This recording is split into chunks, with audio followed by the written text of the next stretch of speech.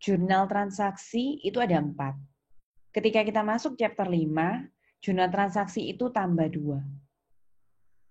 Jurnal yang pertama adalah mengakui unrealized profit, kemudian yang kedua adalah mengakui realized profit. Unrealized profit jurnalnya income to investment, realized profit tinggal dibalik, investment to income. Nah, saya akan bercerita apa itu pengertian unrealized, kemudian apa itu pengertian realized. Setelah kita masuk dulu dalam sebuah case soal kita tadi, yang warna biru kan sampai chapter 4. Nah, kita harus masuk dulu ke case yang chapter 5. Chapter 5-nya di sini tadi yang warna kuning itu. Mari kita perhatikan. Jadi, kapan soal mulai membawa kita tuh masuk ke chapter 5. Kalau ada kata-kata, selama tahun yang disebutkan tersebut, P menjual persediaan barang dagangan ke S. Kalau sudah ada kata-kata penjualan barang dagangan atau pembelian barang dagangan, kalau saya balik ceritanya P yang jual barang dagangan ke S, kan boleh juga ya kalau S yang beli persediaan barang dagangannya dari P.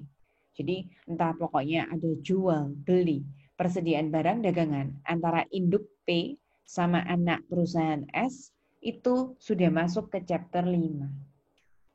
Nah, kalau di soal kalian menemukan ada situasi jual beli antara anak dan induk tadi barang dagangan, kita harus menambahkan 2 jurnal ini. Jadi selain yang 4 ini tetap dibuat, tambah 2 lagi yang khusus mencatat chapter 5. Di sini saya berikan batas biar waktu belajar kalian hafal. Ini yang chapter 4, ini yang mulai masuk chapter 5-nya. Nah, sekarang kita kenali apa itu unrealized sama realized profit. Kalau di akuntansi ya, kalau ada induk yang menjual barang ke anak, atau nanti sebaliknya, anak yang jual barang ke induk, profit di antara mereka, antara anak dan induk, itu dianggap tidak sah. Karena parent dan subsidiary itu sebenarnya adalah, kalau digabung, nanti akan jadi perusahaan yang dimiliki orang yang sama.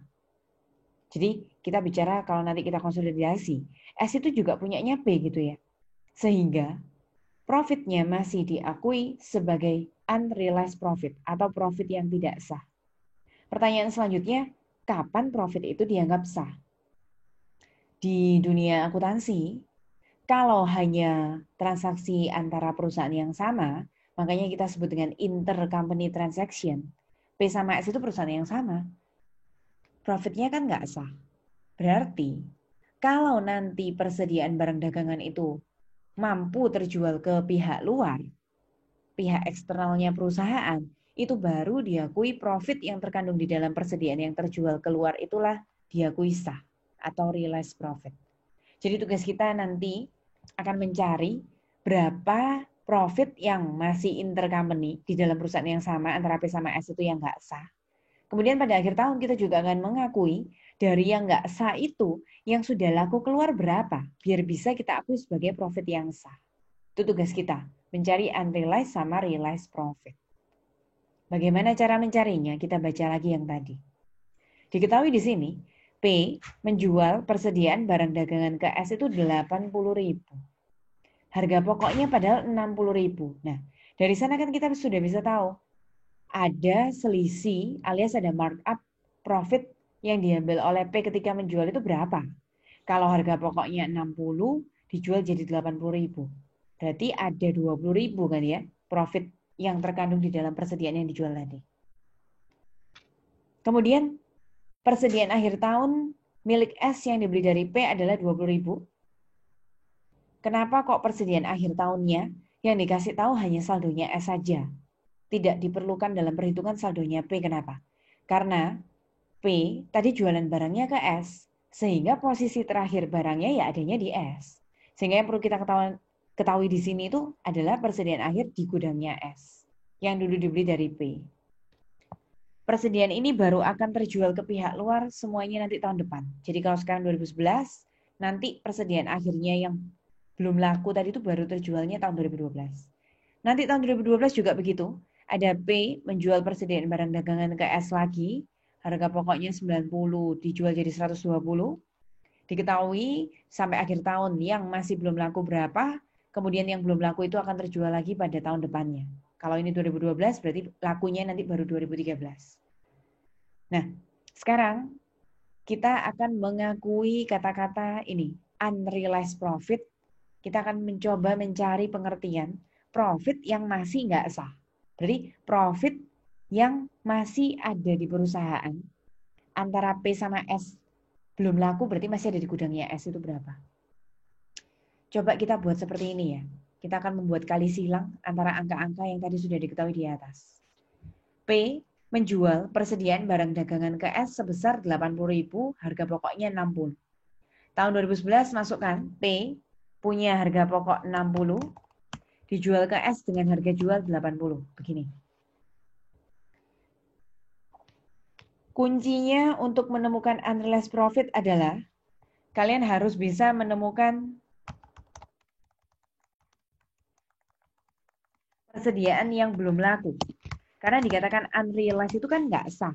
Berarti cara mencari persediaan yang nggak sah, kalian harus cari persediaan akhir yang belum laku. Jadi untuk mencari unrealized profit, temukan ending inventory yang belum laku. Di sini kita sudah punya data. Akhir tahun ada persediaan milik S. Nah, inilah data endingnya. Inilah data persediaan akhir yang belum lakunya. 20.000, letakkan itu bagi S. Jadi temukan angka ending. Kenapa kok pasti di S ya? Karena P jualan barang ke S, maka persediaan akhirnya pasti ada di S. Nah, yang dimasukkan dalam jurnal transaksinya advance itu bukan angka 20.000-nya langsung. 20.000 itu sudah harga jualnya kalau bagi S. Yang perlu kita temukan adalah harga pokoknya berapa. Supaya kita bisa cari selisihnya antara harga pokok sama harga jual alias profit yang belum laku di persediaan akhir, itulah yang diakui sebagai unrealized profit. Jadi cara mencari unrealized profitnya kita kalikan silang. Kita coba kalikan 60 dengan 20, kemudian 80.000 kali pokok. Bisa ya, kali silang biasa ya. 60 kali 20 sama dengan 80 kali pokok. Kita akan coba hitung 60 kali 20 sama dengan 80.000 kali pokok. Kita akan bisa menemukan pokoknya dengan cara 1,2 dibagi 80.000. Nah, pokok ini berarti kan ngisi di sini. Pokoknya 15.000. Yang disebut dengan unrealized profit itu berarti selisih harga jual sama pokok. Berarti unrealized profit yang masih terkandung di persediaan yang belum laku itu 5.000. Itulah yang dibutuhkan angkanya untuk dicatat di jurnal transaksinya advance. Ada yang punya pertanyaan sampai di sini? Silakan. Di silang tadi kita pakai bantuan kali silang. Kita buat yang tahun 2012 ya. Coba temukan Budi. Tahun 2012 P harga pokoknya berapa? Terus dijual jadi berapa ketika dijual jadi harga jual ke S? P itu menjual barang dagangan. Ke jual pokoknya 90.000. Pokoknya 90, kemudian dijual dengan harga? Harga pokoknya 90.000. Iya, pokoknya 90.000, kemudian dijual dengan 120. harga 120. Jadi pokoknya 120. 90.000, kemudian dijual dengan harga jual 120. Iya, Bu. Nah, itu informasi awalnya. Jadi ada 90 dijual jadi 120. Unrealized profit itu bukan dari semua persediaan tadi, tapi hanya dari persediaan yang belum laku-laku. Cari di sana. Kalau ini tadi awalnya P yang jualan barang dagangan ke S, berarti sekarang persediaan itu adanya di gudang S. Nah, di gudangnya S, berapa persediaan akhir yang belum laku itu, Bud? 45.000, Bu. Ya, persediaan akhir yang belum laku itu 45.000. Kita, kalau jadi S, ya, kita tahunya 45.000 itu bukan harga pokok, itu sudah harga yang lebih mahalnya, harga jual. Padahal tugas kita harus mencari profit. Profit itu berarti kan selisih harga jual sama harga pokok. Nah, kita harus temukan pokoknya dulu. Caranya kali silang. Gimana, Bud? 90 kali 45 sama dengan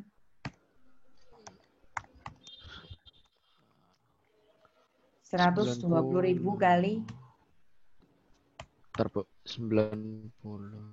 pokok. Di Excel 4 aja, juta. biar kamu nggak usah 4.500. hitung. Di Excel aja biar yang hitung. Yang penting tahu caranya. Terus kemudian setelah kita kalikan hasilnya 4,05 miliar sama dengan 120.000 pokok. Cari pokok berarti gimana caranya? 4,05 4,5 dibagi 12. Dibagi 120, Bu. ya. Kalau pokoknya sudah ketemu 33750 ya, itu belum jawabannya. Jawabannya itu adalah profitnya. Profit itu berarti selisih harga jual sama pokok tadi. Persediaan akhir yang belum laku itu harga jualnya 45, diselisihkan dengan 33.750. nah, 45 kurangi dengan 33.750 itu baru yang disebut dengan profit yang terkandung di persediaan akhir yang belum laku, makanya itu yang disebut dengan unrealized profit. Jurnalnya sama, income to investment, angkanya 11.250. Oke, itu cara teman-teman untuk mencari unrealized profit. Betul. Nah, lalu unrealized profit ini dibantu dengan kata-kata ini. Akhir tahun 2011 pasti laku 2012. Yang tadi akhirnya 2012 yang saya kerja sama Budi tadi, pasti laku tahun depannya 2013. Artinya apa? Artinya yang 5.000-nya tahun 2011 tadi pasti akan laku di tahun 2012-nya. Nah, jadi tenang saja, ini pasti laku seperti ini. 5.000-nya yang tadi di tahun pertama, unrealized, pasti realized di tahun yang kedua. Asumsinya selalu seperti itu. Yang tahun pertama berarti belum ada yang laku. Kenapa? Karena penjualannya baru dimulai dari tahun 2011. Kan nggak ada data tentang tahun lebih dulunya lagi sebelumnya. Jadi ini pasti nggak ada dari tahun lalunya. Kalau yang tahun 2012, laku dari tahun sebelumnya. Nanti yang 11.250 berarti akan lakunya masih 2013. Karena kita hanya ditanya sampai tahun 2012, maka tidak ada untuk 2013. Itu jurnal transaksi tentang chapter 5. Ada pertanyaan nggak? Sampai sini. Jurnal transaksinya chapter 5. Jadi yang 4 yang sudah berlalu, tambah 2 jurnal lagi ya. Oke, kalau belum ada pertanyaan, kita lanjut ke Klavia. Klavia. Iya, Bu. Masih ingat apa yang harus dipersiapkan sebelum mengerjakan jurnal kertas kerja? Ada analisa implied, kemudian ada menghitung saldonya di account investment sama income. Mau kerja yang mana, Klavia? Implied atau di account? Silakan bekerja di account. Investment in S-nya kita mulai dari angka berapa? 720.000. Debit, kemudian? Yang dikredit 40.000. Ya, lalu? Debitnya 64.000. Iya, bagus. Kemudian? Debitnya 7.200. Iya, lalu? 720. Oh, ada lagi. Dilanjutkan. Iya, jadi itu bedanya ketika kalian mendapatkan soal hanya chapter 4 saja sama yang digabung 5 tadi. Yang saya cerita ada kata-kata jual beli persediaan itu harus langsung digabung. Berarti investmentnya ada efek di sebelah kredit. Nah, bagaimana cara menghitung saldo investment? 720 ditambah 64.000 dikurangi 40.000 dikurangi 7.200 dikurangi 5.000. Oke. Selanjutnya untuk investment kita membutuhkan selisih. Selisihnya ini harus kalian cari. Nah, selisihnya ketemu 11.800 debit atau kredit? Kalau dari 720 jadi 731 berarti kan semakin besar. Berarti selisihnya di sebelah debit ya, kalau selisihnya semakin besar. Kemudian Klavia, untuk mencari saldo investment, lanjut nggak tahun depannya? Mulai dari 0 atau harus lanjut dari 731.800? 731.800. Ya, harus lanjut. Itu ciri-ciri investment. Investment itu adalah aset. Aset itu saldonya harus selalu berlanjut. Oke, lanjutkan. Lihat tahun 2012, investmentnya akan muncul di sebelah Kredit 64, kemudian muncul lagi debit sebesar. 90.000. Muncul lagi kredit sebesar 7.200. Lanjutkan sampai jurnalnya chapter 5 juga, berarti investmentnya di sebelah. Kredit 11.250. Oke, kemudian Di debit 5.000. debit 5.000. Kita hitung semua sisi sebelah debit di jumlah, kurangkan dengan semua kredit. Selisihnya kalau kita ketemu 2550, itu diberi simbol debit atau kredit selisihnya ini? Kredit. Dari 731 jadi 734 berarti kan membesar. Membesar itu berarti penambahannya berada di sebelah debit ya. Kalau investment itu nambah debit, berkurangnya kredit. Oke, kita akan lanjut bersama Clarissa Lily untuk yang income. Tadi Clavia menemukan investment in S. Sekarang kita akan menemukan bagaimana cara menghitung income from S. Clarissa.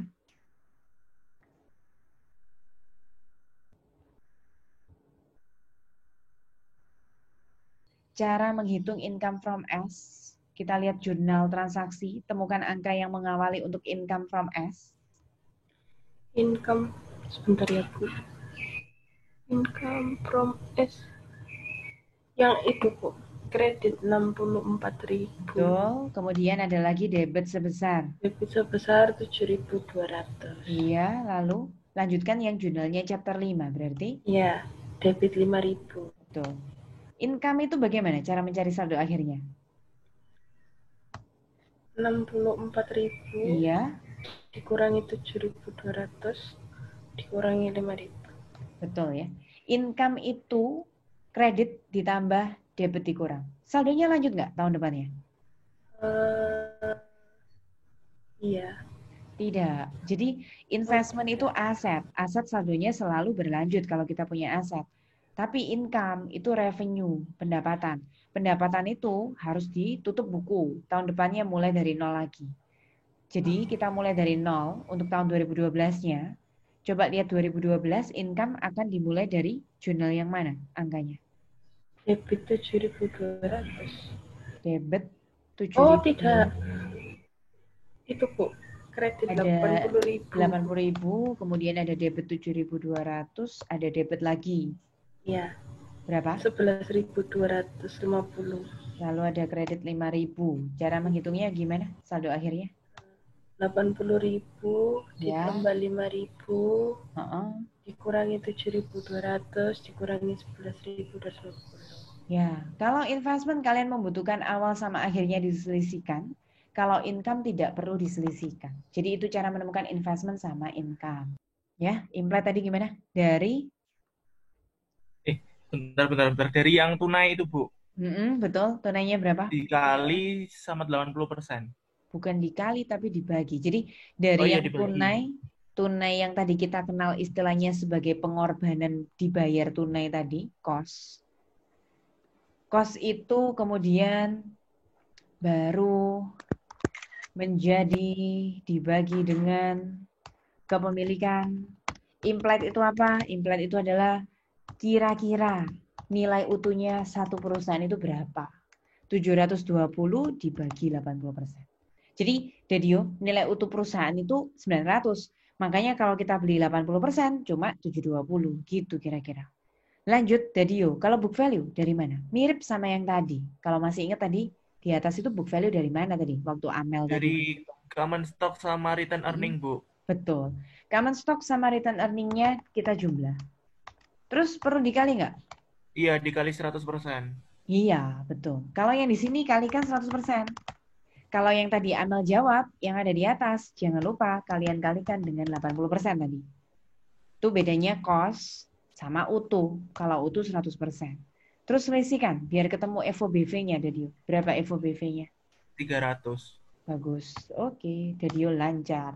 Lanjut, Clarissa Lily. Baru bergabung ya? Clarissa. Excess fair value over book value yang muncul, 300.000-nya itu tadi, kita alokasikan ke identifiable net asset dan goodwill. Sudah dialokasikan tadi di atas. Tadi ada Angelina Morin tadi yang mengalokasikan. Masih ingat nggak? Angka ini dapat dari mana? Angka-angkanya land, building, equipment tadi dari mana? Dari tabel di soal, Bu. Bagaimana caranya? Untuk yang land gimana? Untuk yang lain kan nilai pasarnya 20, nilai buku 60. Jadi Nilai dia pasar 80, nilai buku 80, nilai buku 60. Kemudian 60. heeh. Kemudian dia untung 20.000. Ya, berarti landnya untung 20.000, letakkan di sini. Bedanya kalau yang tadi kalian kalikan. Kalau yang ini nggak usah dikalikan. Ini utuh 100%-nya. Building gimana? Yang building nilai pasarnya 200, nilai bukunya 120. Dia juga untung 80.000. Jadi kalau aset itu kesimpulannya nilai buku kita bandingkan nilai pasar. Dikatakan untung itu kalau nilai gimana? Mana yang lebih besar, mana yang lebih kecil? Gimana, Bu? Kita tahu ini untung atau rugi. Tadi kamu bilang untung itu berarti ketika membandingkan nilai buku sama nilai pasar, dikatakan untung jika nilai pasar lebih rendah. tinggi. Jadi nilai pasar lebih tinggi. Yang kamu jawab dari tadi itu nilai pasarnya lebih tinggi semua daripada nilai buku. Ya. Jadi nilai pasar lebih tinggi daripada nilai buku, itu namanya keuntungan. Itu kalau aset. Tapi kalau ini adalah item-item hutang, hutang itu kalau di pasar lebih rendah baru dikatakan untung. Begitu, Clarissa. Kemudian kita akan melanjutkannya ke konsep amortisasi. Elizabeth Kustiono. Ya, Bu. Land tadi aturannya tidak diamortisasi. Berarti amortisasinya untuk 2011 diisi berapa? 0. 0, 2012 juga 0. Terus L, masih ingat? Cara mencari yang amortisasi tahun depannya gimana? 20.000 dikurangi amortisasi. Iya. 20 kurangi 0 tetap 20. Building, tadi kita lihat kembali di atas ya. Building itu aturan amortisasinya 20 tahun. Jadi gimana? 80.000 dibagi 20. Angkanya tadi plus atau minusnya, ingat yang tadi saya bicara sama Angel tadi. Gimana menentukan ini plus atau minusnya? Kalau amortisasi emang dikurang nggak sih? Oh, nggak boleh begitu. Lihat awalnya dulu. Kalau awalnya positif, maka amortisasinya negatif. Tidak selalu negatif. Kalau Elizabeth menemukan soal yang rugi, ininya awalnya negatif, maka amortisasinya positif. Gitu, El. Iya, Bu. Tahun depannya berapa? Sama 4.000. Sama. Minus 4.000. Bagaimana cara mencari amortisasi ekses? Gimana? 80 dikurangi 4.000. Iya. Berapa itu? 80 kurangi 4? 76. 76. Oke, equipment 5 tahun. Berarti dibagi? 5. Positif atau negatif? Tahu dari mana? Negatif. Iya, betul. Kenapa negatif? Soalnya equipment-nya positif. Iya, soalnya equipment depannya positif. Equipment-nya 4 tahun ya. Jadi ini yang tadi Elizabeth jawab, saya bagi 4. Tahun depannya juga sama 5.000. Dapat dari mana? Amortisasi ekses. Berarti 20 dikurangi 5.000. Goodwill, hitung dulu. Bagaimana cara menghitung goodwill? Kita coba tanya ke Ellen. Len, gimana Len cara menghitung goodwill? Dari selisih FOBV yang 300.000 Betul. diselisihkan sama total dari land, building, sama Iya, equipment. betul sekali. Jadi dengan kata lain, atau ini boleh saya 300 kurangi dengan yang di atasnya semua itu ya. 180. Oke. Nah, terus kemudian selanjutnya kita bisa ngecek jawaban benar atau salah. Caranya, sebentar, Ellen lanjut dulu. Goodwill-nya belum terisi. Amortisasinya goodwill gimana? 0, Bu. Iya, 0 ya. Kalau 0 ya berarti 180 dikurangi 0 ya tetap 180. Kita bisa ngecek jawaban, kita teliti atau tidak, caranya seperti ini. Kita jumlahkan masing-masing kolomnya secara vertikal ya, dari atas ke bawah begini. Nanti kita akan jumlahkan ke samping. Kita cek, apakah benar 300 kurangi 9 jadi 291? Oh betul, berarti jawabannya biasanya teliti. Belum tentu benar sih, tapi teliti gitu. Itulah yang harus disiapkan sebelum ke kertas kerja. Jadi ada analisa implied barusan ini, bikin tabel amortis sama amortisasi. Tadi kita hitung investment sama income-nya. Ini kita bisa jawab poin yang C duluan ya. Poin yang C itu ditanyakan berapa saldo investment in S tanggal 31 Desember 2011 dan 31 Desember 2012 sebelum konsolidasi. Jadi ini jawabannya untuk yang poin C, saldo akhir investmentnya. Poin A dan poin C-nya sudah terjawab. Sebentar lagi kita akan lanjut ke jurnal kertas